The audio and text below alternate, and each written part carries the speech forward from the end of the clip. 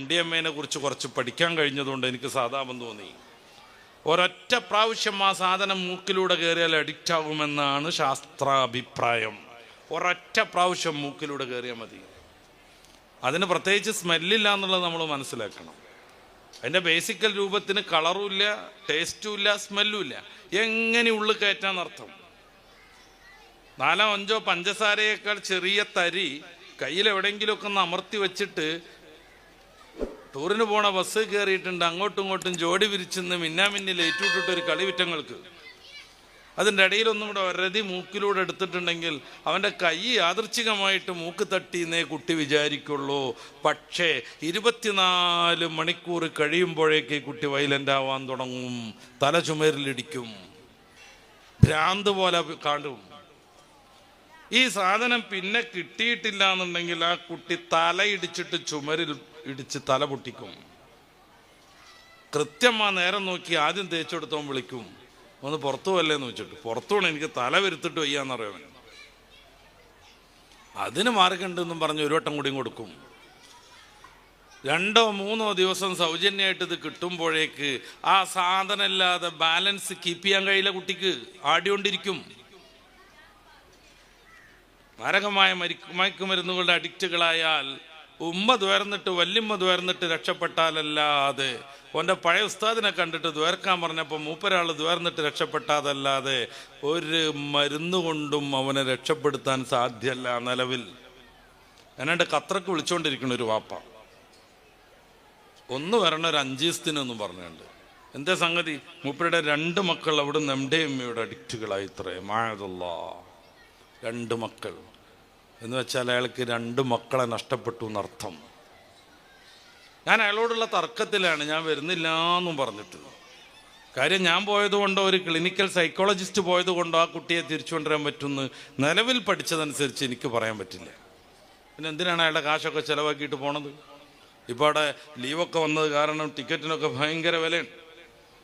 അയാളുടെ ടിക്കറ്റും അയാളുടെ വിസ ചെലവും പിന്നെ എന്നെ 4 ദിവസം അവിടെ പോറ്റാനുള്ള ചോറിൻ്റെയും കഞ്ഞിൻ്റെയും ചിലവൊക്കെ പാടെ സഹിച്ചിട്ട് ആ സാധു മനുഷ്യൻ എന്തെങ്കിലും ഒരു ഗുണം ഉണ്ടാക്കി കൊടുക്കാൻ പറ്റുമെന്ന് പ്രതീക്ഷ ഉണ്ടെങ്കിലല്ലേ നമുക്ക് പോകാൻ പറ്റുക. ഈടെ കുട്ടിയുടെ ഒരു ബന്ധുവിനെ വിളിച്ചു, നിങ്ങൾ ചെല്ലാത്തോണ്ടല്ലേ CID പൊക്കി നല്ല ഇടിയിട്ടീന്ന്.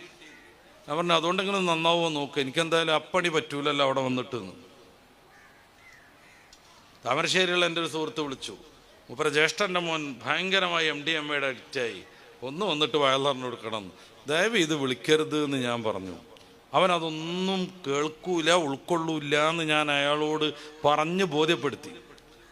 ഒരു 4-5 ദിവസം കഴിഞ്ഞപ്പോൾ അയാൾ എന്നെ വിളിക്കണ്, ഇപ്പോൾ നല്ല ഉഷാറായിക്കണ്. എന്തേന്ന് ചോദിച്ചു. ഞങ്ങൾ അവനെ വീട്ടിലിട്ട് അടച്ചു, പുറത്തേക്ക് വിടൂല. ഒരു 1.5 ആഴ്ച കഴിഞ്ഞിരിക്കണം. അപ്പോൾ ഇപ്പോൾ നമ്മൾ പറയണതൊക്കെ കേൾക്കുന്നുണ്ട്, അതുകൊണ്ട് ഇനിയൊന്ന് വരണം എന്ന് വായിച്ച് മനസ്സിലാക്കിയ വിവരം വെച്ച് ഞാൻ അയാളോട് ചോദിച്ചു, ഓൻ ശരിക്കും MDMA ഉപയോഗിക്കാറുണ്ടോ? ആ ഉണ്ട്. അത് 24 മണിക്കൂറായിട്ട് കിട്ടിയില്ലെങ്കിൽ അവന് വയലൻ്റ് ആവാറുണ്ടോ? ശരിക്കും ഉണ്ട്. ഓൻ കത്തിയെടുത്ത് കുത്താനൊക്കെ നോക്കലുണ്ട്. ഇപ്പം നിങ്ങളവിടെ പിടിച്ചു വെച്ചിട്ട് 1.5 ആഴ്ചയായിട്ട് ഇതുവരെ അവനൊരു പ്രശ്നമില്ലേ? ഒരു പ്രശ്നമില്ല. ഇപ്പം നമ്മൾ പറയണൊക്കെ കേൾക്കുന്നുണ്ട്. ഞാൻ പറഞ്ഞു നല്ല കുട്ടി, ഓ എപ്പോഴും നിരന്തരമായിട്ട് അത് ഉപയോഗിക്കുന്നുണ്ട് എന്ന്.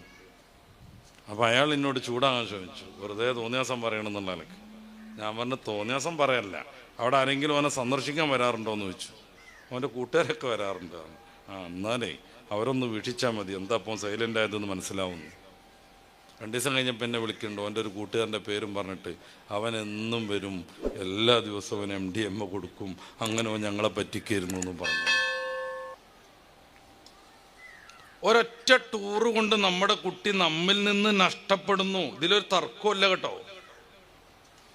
സ്കൂളിൽ യൂത്ത് ഫെസ്റ്റിവലുകൾ നടക്കും, വിവിധ പരിപാടികൾ നടക്കും, സംഘടനക്കാരുടെ ഗാനമേളകളൊക്കെ നടക്കും. ഗാനമേളൊക്കെ വിജയിച്ചു എന്ന് തീരുമാനമാവണമെന്നുണ്ടെങ്കിൽ അവിടെ ട്യൂബ് അടിച്ചു പൊട്ടിക്കണം, കസാര കൊണ്ട് ഏറ് നടക്കണം, എന്നെങ്കിലേ ഗാനമേളൊക്കെ ഒന്നിട്ട് നടന്നു എന്ന് തോന്നുള്ളൂ. അല്ലെങ്കിൽ ഗാനമേളക്ക് ഒരു മാനം ഉണ്ടാവില്ല. ഇതിനിടയിൽ കുറേ കുട്ടികൾ മയക്കുമരുന്നിൻ്റെ അഡിക്റ്റുകളാവും.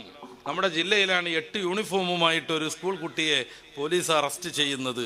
യൂണിഫോമിൻ്റെ കച്ചവടമല്ല, ഓരോ സ്കൂളിലേക്കും പോകുമ്പോൾ അവിടുത്തെ യൂണിഫോം ഇടുവാൻ, എന്നിട്ട് അവിടെ പോയിട്ട് ഈ സാധനങ്ങളൊക്കെ വിതരണം ചെയ്യും.